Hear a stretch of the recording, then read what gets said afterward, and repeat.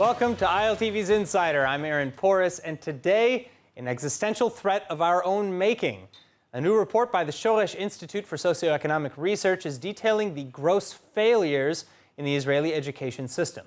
And if the report is even remotely accurate, then we don't have much time to turn things around. According to the study, Israeli children's average level of knowledge in core and STEM subjects like math, science, and reading is below that of nearly every other developed nation, especially those in the OECD. In fact, in some cases, the education is even worse than that of a third world country. And coupling this with future demographic projections, an implosion seems imminent. The study explaining that, quote, children with a third world education will not be able to maintain a first world economy, without which there will be no first world healthcare, welfare, and defense systems. And the absence of a first world ability to defend itself in the world's most violent region will jeopardize the state of Israel's very existence. Joining me to discuss is principal researcher and chair of the Education Policy Program with the Taub Center, Nahum Blas, and Dr. Varda Schiffer, senior research fellow at the Van Leer Jerusalem Institute. Thank you both so much for joining us today. Now, this is, it sounds like an existential threat. Dan Ben-David, the author of the Shoresh report, told the Jerusalem Post that if Israel does not act soon, there will be a point of no return. And he points to Lebanon as an example, saying that it's hard for young people today to imagine that Beirut was once called the Paris of the Middle East, whereas today it's a poverty state on the brink of explosion. Countries do fail. Varda, I want to start with you. How much longer does Israel have left before we cross this threshold? Well, I don't know. It certainly is a problem. I don't share entirely the apocalyptic view of Professor Dan Ben-David, and I think I will leave it to Nahum, who can elaborate on, I think, some of the research problems there. But I would say that, in my opinion, Israel does have a serious problem of the level of education. If I want to focus exactly of what the problem is, it's a very, very stable, long-term correlation between the socioeconomic status of families and the educational achievement of children. To the extent that we are able to actually know in advance if a child was born, wherever he was born, what are the chances of this child to go into a public university. And the state of Israel has done a lot to try and cope with this problem. And I think I would like, in perhaps the next stage, to say a few words about why it is so difficult for the state of Israel to do better than it does. I think Dan Ben-David also puts an emphasis on the question of teachers in Israel. Yeah. And I think, yes, there is a problem. And we are in a sort of a vicious cycle between the lack of trust that the Ministry of Education demonstrates towards teachers, i.e.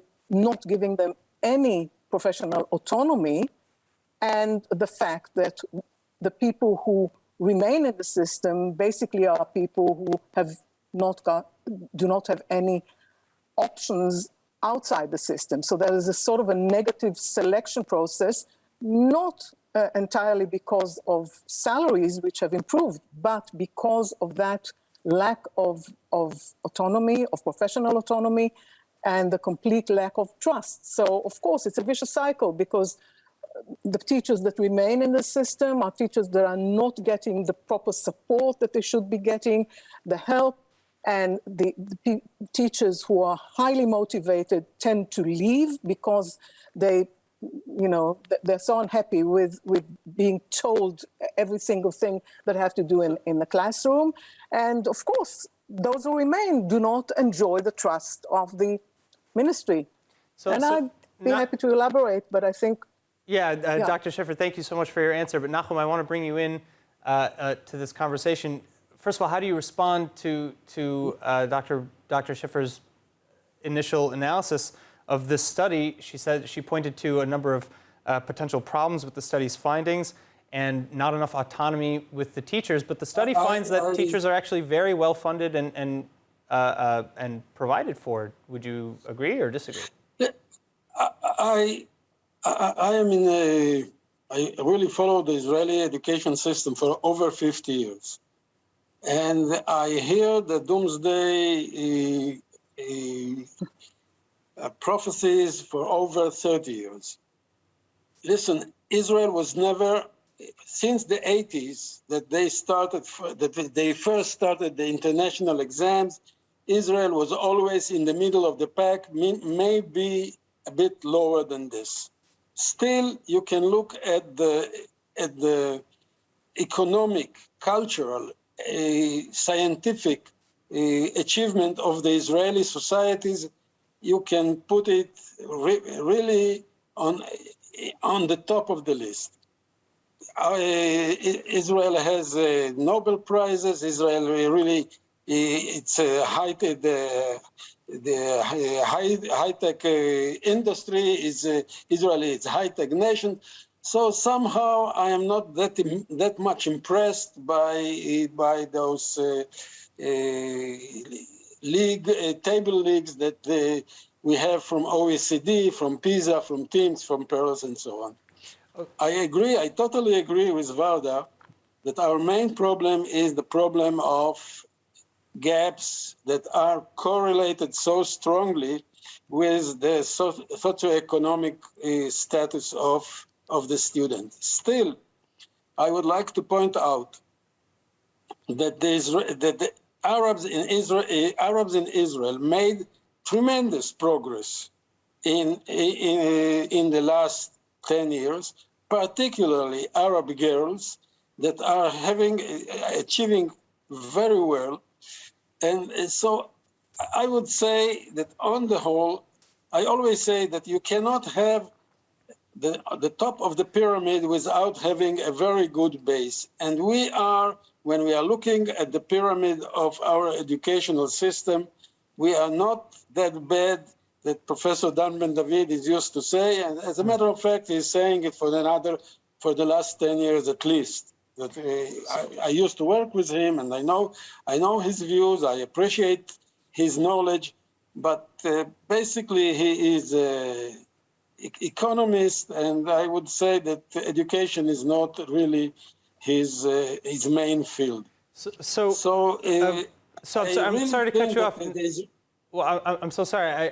I want to turn back to you, Varda, for a moment, because again, I mean, if we're talking about the situation not necessarily being as bad, the doomsday predictions being written on the wall for years and years and years, and yet we are facing slightly different times here. I mean, we're projected to have the Haredi and the Arab public is projected to make up roughly 50% of the population very soon, and they're still, despite their progress, still scoring amongst the lowest in Israel across all the placement.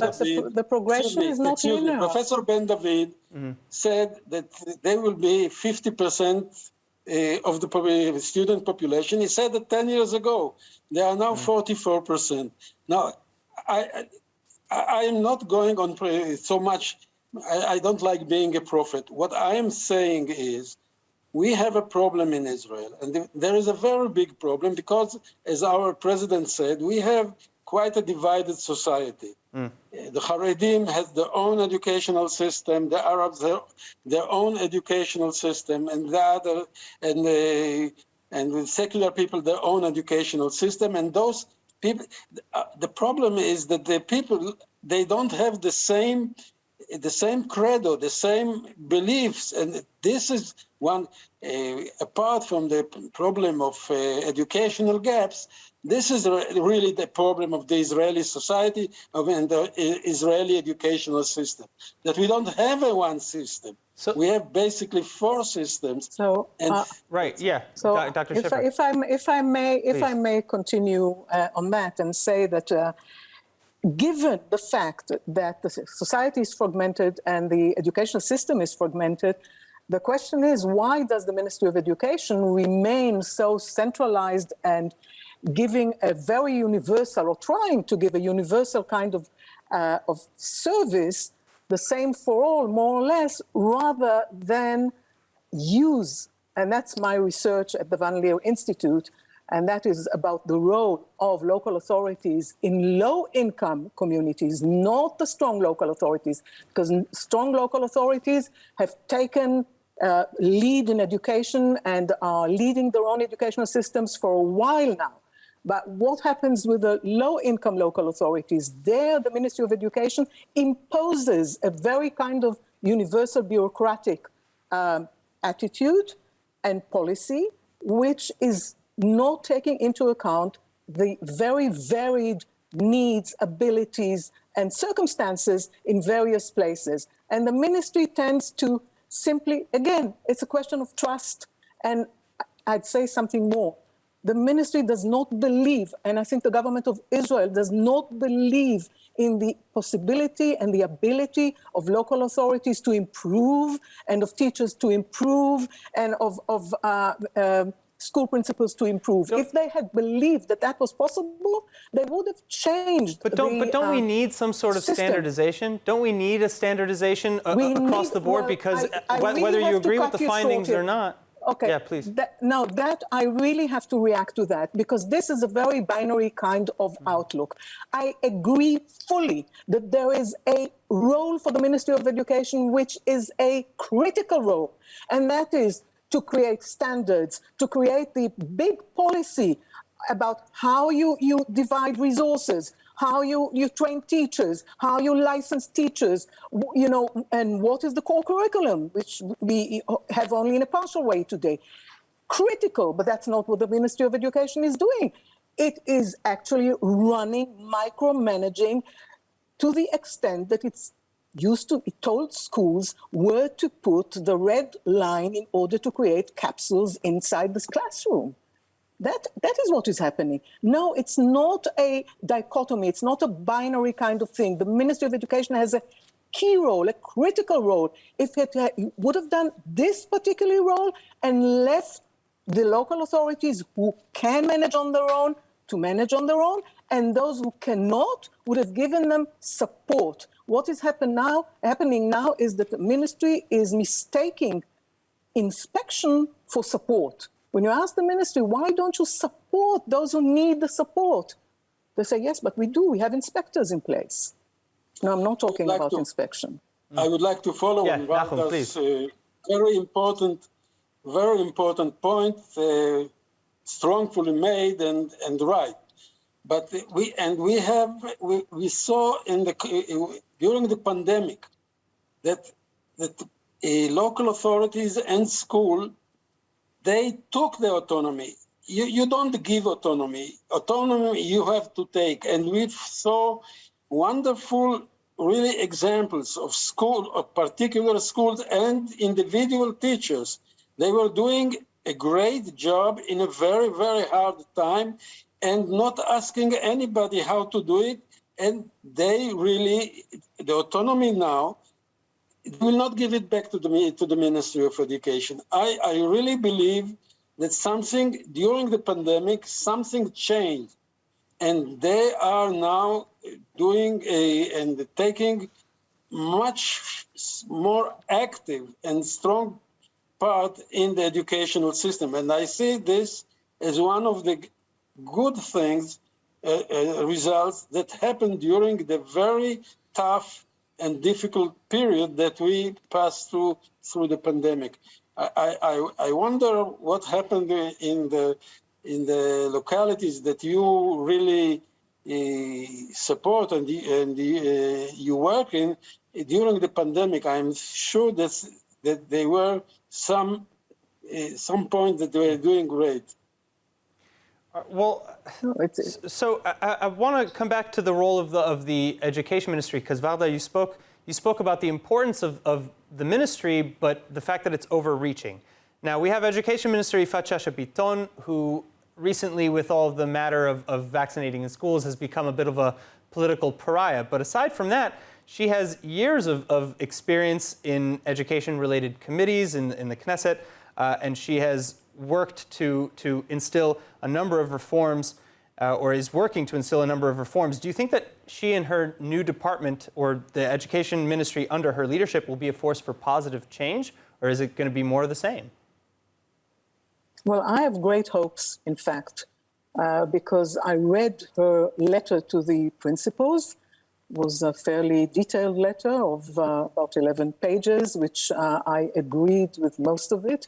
And I think she did go this stretch of understanding that people in the profession of education and teaching need to have professional autonomy. They need, because they need to make critical decisions in the classroom, in the school, and yes, she went this way. But I want to say something. It's very, very difficult to generate changes in this big, heavy system of education. And it's not something that can be done within a very short time. My research, I was in local authorities, mainly Arab local authorities. I spent at least 3 years in each local authority to support the local authority, the principals and teachers over time. And I don't want to say it was a huge success in every single local authority.